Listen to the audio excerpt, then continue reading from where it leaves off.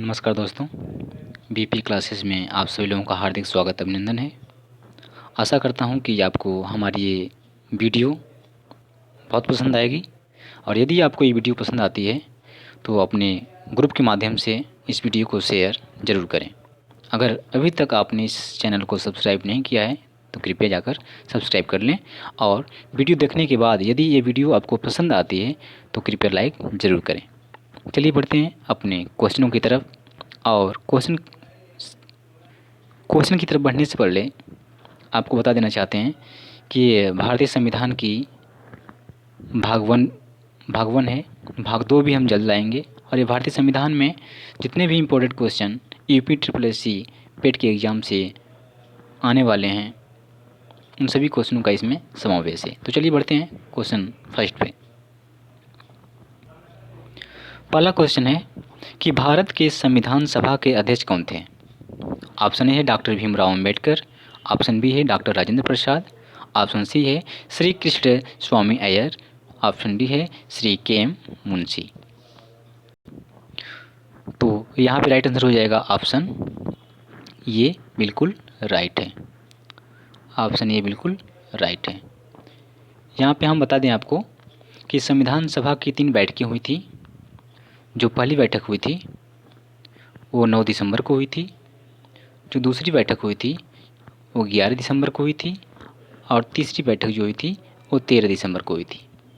तो जो 9 दिसंबर को प्रथम बैठक हुई थी उसमें अस्थायी जो अध्यक्ष चुने गए थे वो कौन थे। सच्चिदानंद सिन्हा को 9 दिसंबर को भारतीय संविधान का अस्थायी अध्यक्ष चुना गया था। जैसे ही हमारी दूसरी बैठक होती है 11 दिसंबर को, तो भारतीय संविधान के अस्थायी अध्यक्ष डॉक्टर राजेंद्र प्रसाद को चुना जाता है। आशा करता हूँ आपको समझ में आ रहा होगा। चलते हैं नेक्स्ट क्वेश्चन पे। सेकंड क्वेश्चन है संविधान सभा के अध्यक्ष कौन थे। ऑप्शन ए है सरदार पटेल, ऑप्शन बी है राजेंद्र प्रसाद, ऑप्शन सी है जवाहरलाल नेहरू, ऑप्शन डी है डॉक्टर BR अम्बेडकर। तभी पीछे आप लोगों ने समझा कि संविधान सभा के जो अध्यक्ष थे वो कौन थे, डॉक्टर राजेंद्र प्रसाद। बिल्कुल राइट है। चलते हैं नेक्स्ट क्वेश्चन पे। अगला क्वेश्चन है कि संविधान सभा की ड्राफ्टिंग कमेटी, जिसे हम प्रारूप समिति भी कहते हैं, के सभापति कौन थे। जो ड्राफ्टिंग कमेटी है उसके सभापति कौन थे। तो राइट आंसर हो जाएगा यहाँ पे डॉक्टर भीमराव अंबेडकर। डॉक्टर भीमराव अंबेडकर को ड्राफ्टिंग कमेटी का अध्यक्ष या सभापति भी कहा जाता है, या प्रारूप समिति का सभापति या अध्यक्ष कहा जाता है। दोनों में से जो भी क्वेश्चन आ जाए, या ड्राफ्टिंग कमेटी का सभापति पूछे, अध्यक्ष पूछे या प्रारूप समिति का पूछे, तो आपको क्या लगाना है, doctor BR Ambedkar. Next question है कि निम्नलिखित में से कौन भारतीय संविधान के प्रारूप समिति के अध्यक्ष थे। देखिए यहाँ पे क्या पूछ दिया, भारतीय संविधान के प्रारूप समिति के अध्यक्ष कौन थे। तो अभी हमने बताया प्रारूप समिति पूछे, ड्राफ्टिंग कमेटी पूछे, आपको क्या लगाना है, डॉक्टर BR अम्बेडकर। यहाँ पे बिल्कुल राइट है। चलते हैं नेक्स्ट क्वेश्चन पे। 5वां क्वेश्चन है कि भारतीय संविधान अंतिम रूप से कब अंगीकृत किया गया। 26 जनवरी 1950 को, 26 जनवरी 1949 को, या 15 अगस्त 1947 को, या 15 अगस्त 1949 को। इसका राइट आंसर हो जाएगा 26 जनवरी 1949 को भारतीय संविधान को अंतिम रूप से क्या किया गया था, अंगीकृत किया गया था। नेक्स्ट क्वेश्चन है संविधान सभा द्वारा भारत के राष्ट्रीय ध्वज को कब अपनाया गया था। राष्ट्रीय ध्वज को कब अपनाया गया था।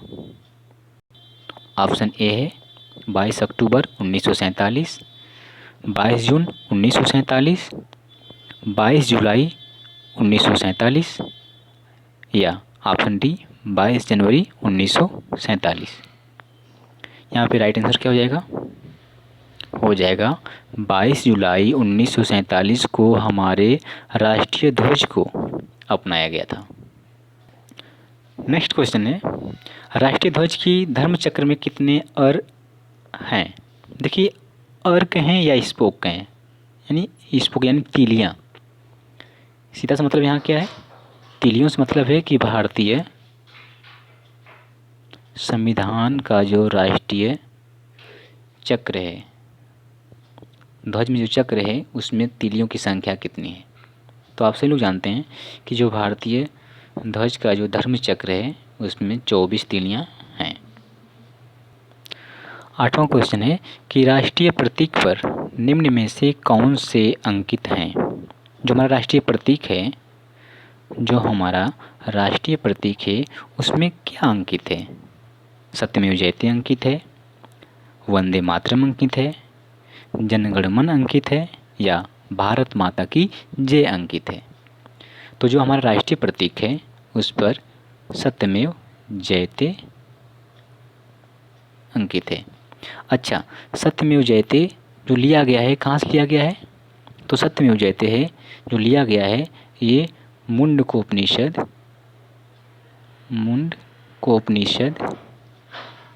से लिया गया है। सत्यमेव जयते कहाँ से लिया गया है? क्वेश्चन ये भी पूछ सकता है कि सत्यमेव जयते कहाँ किस उपनिषद से लिया गया है? तो ये ऑप्शन क्या मारेंगे आप लोग? मुंडकोपनिषद से लिया गया है। अगर वीडियो पसंद आ रहा है तो लाइक ज़रूर करें और दोस्तों को शेयर करें। 9वां क्वेश्चन है कि भारत के राष्ट्रीय ध्वज की लंबाई एवं चौड़ाई का अनुपात कितना निर्धारित है? 3:5, 3:4, 3:2 या 2:4? ऑप्शन सी क्या हो जाएगा? 3:2। यहाँ पे 3:2 यह राष्ट्रीय ध्वज की लंबाई एवं चौड़ाई का अनुपात है। हाँ, कभी कभी क्वेश्चन ऐसे पूछते घुमाकर कि राष्ट्रीय ध्वज की चौड़ाई और लंबाई का अनुपात क्या होगा? तो उल्टा हो जाएगा। चौड़ाई क्या हो जाएगा? चौड़ाई और लंबाई का अनुपात क्या हो जाएगा? तब 2:3 हो जाएगा। लेकिन अक्सर ये पूछा नहीं जाता है, लेकिन कभी अभी पूछ दिया तो आपको ये ध्यान रखना है। 10वां क्वेश्चन है कि किस वर्ष में, किस सन की बात कर रहा है, ये पूछ रहा है कि एक संशोधन द्वारा भारत की नागरिकता अधिनियम में भारत के प्रवासी नागरिक की श्रेणी में को जोड़ा गया। यानी कौन सा अधिनियम है जिसमें भारतीय प्रवासी नागरिकों को जोड़ा गया? ऑप्शन है 1956, 2003, 1992, 1986। यहाँ का राइट आंसर क्या हो जाएगा? Option B 2003। यानी वर्ष 2003 में एक संशोधन के द्वारा भारत की नागरिकता अधिनियम में भारत के प्रवासी नागरिकों की श्रेणी में जोड़ा गया। नेक्स्ट क्वेश्चन है कि भारत में राष्ट्रगान को संविधान सभा द्वारा कब ग्रहण किया गया? वेरी इंपॉर्टेंट क्वेश्चन है कि हमारा जो राष्ट्रगान है यह भारत के संविधान सभा में कब जोड़ा गया या उसमें कब ग्रहण किया गया?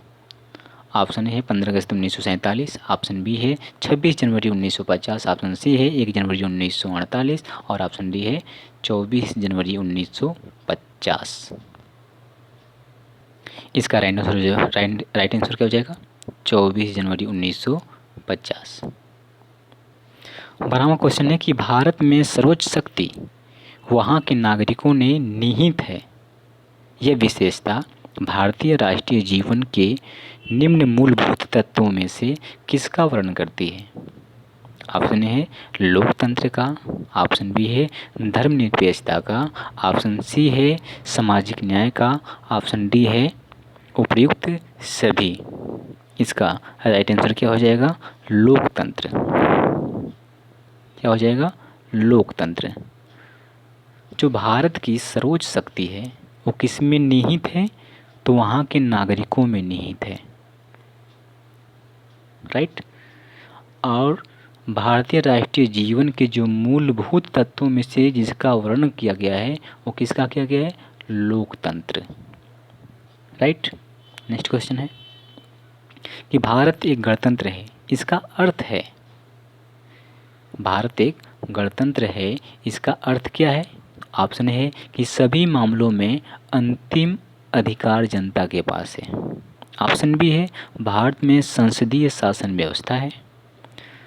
ऑप्शन सी है भारत के वंशानुगत शासन नहीं है। ऑप्शन डी है भारत राज्यों का संघ है। देखिए, गणतंत्र होने का मतलब क्या है कि आप लोगों को पता है कि जो पहले जो भारत पर शासन हुआ करते थे वो कैसे वंशानुगत हुआ करते थे। राजा का बेटा राजा हुआ करता था, लेकिन अब राजा वो नहीं होगा और राजा वही होगा जो राजा बनने का असली हकदार होगा। 14वां क्वेश्चन है कि शब्द डेमोक्रेसी निम्न में से किस भाषा से व्युत्पन्न है? Greek, French, German, Spanish. Right answer है ग्रीक। राइट आंसर क्या है? ग्रीक। चलते हैं नेक्स्ट क्वेश्चन पे। किस वर्ष भारत एक गणराज्य बना? 1956, 1950, 1952, 1947।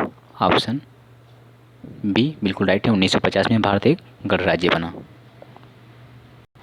16वां क्वेश्चन है संविधान में इंडिया का दूसरा नाम दिया गया है। तो संविधान में जो इंडिया का नाम दिया गया है वो दिया गया है भारत, ना कि भारतवर्ष, ना कि हिंदुस्तान। संविधान के जो प्रथम अनुच्छेद है उसमें कहा गया है इंडिया, दैट इज भारत। 17वां क्वेश्चन है संविधान का कौन सा आर्टिकल रूल ऑफ लॉ का विस्तृत उल्लेख करता है? Option A article 13, option B article 14, article C 15, article 16। Right answer है आर्टिकल 14। यह रूल ऑफ लॉ का विस्तृत उल्लेख करता है। 18वां क्वेश्चन है कि शिक्षा के क्षेत्र में कौन सा सबसे नया कानून है? अनिवार्य प्राथमिक शिक्षा, बी सर्व शिक्षा अभियान, ऑप्शन सी शिक्षा का अधिकार, ऑप्शन डी प्रौढ़ शिक्षा का प्रसार।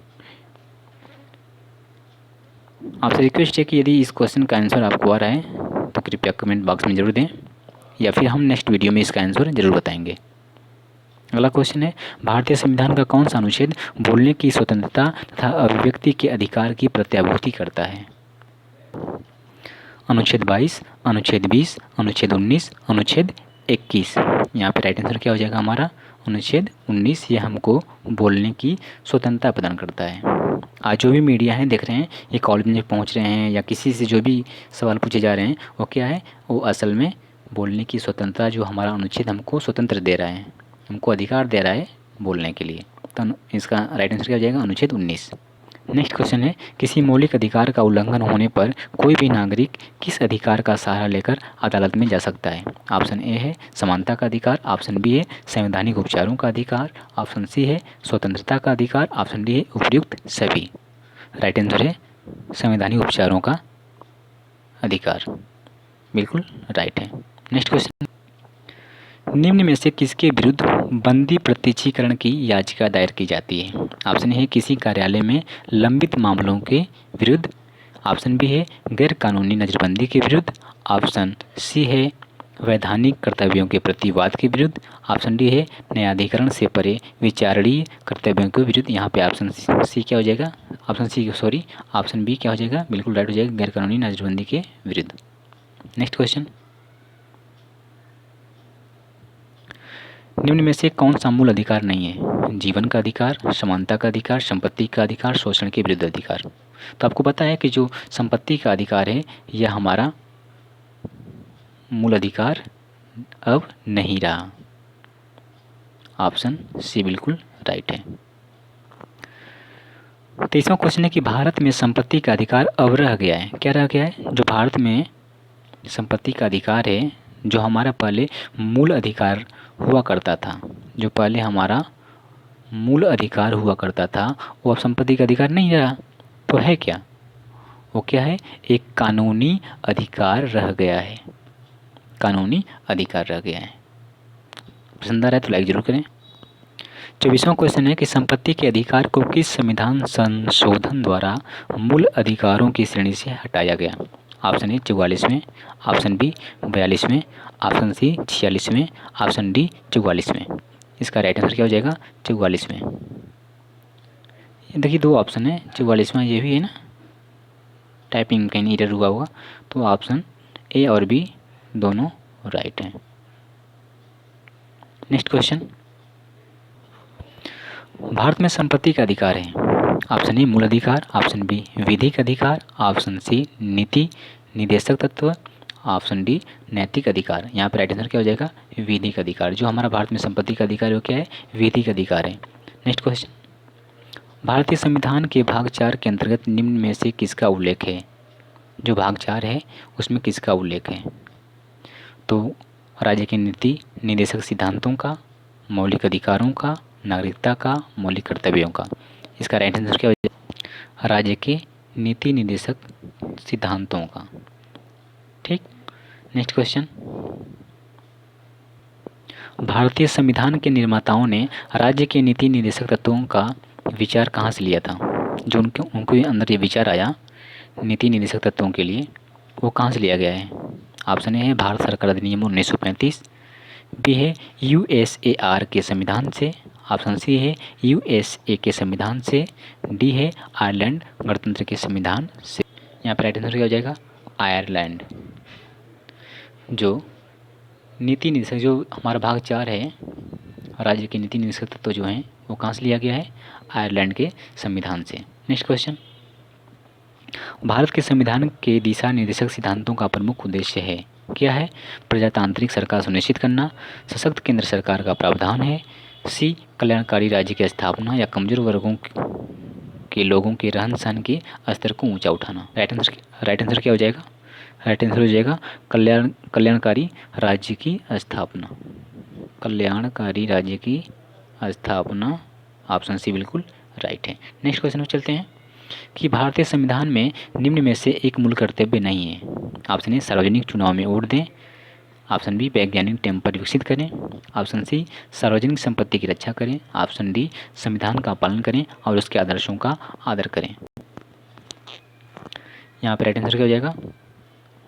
हो जाएगा सार्वजनिक चुनाव में वोट दें, ये हमारा मूल कर्तव्य बिल्कुल नहीं है। ऑप्शन।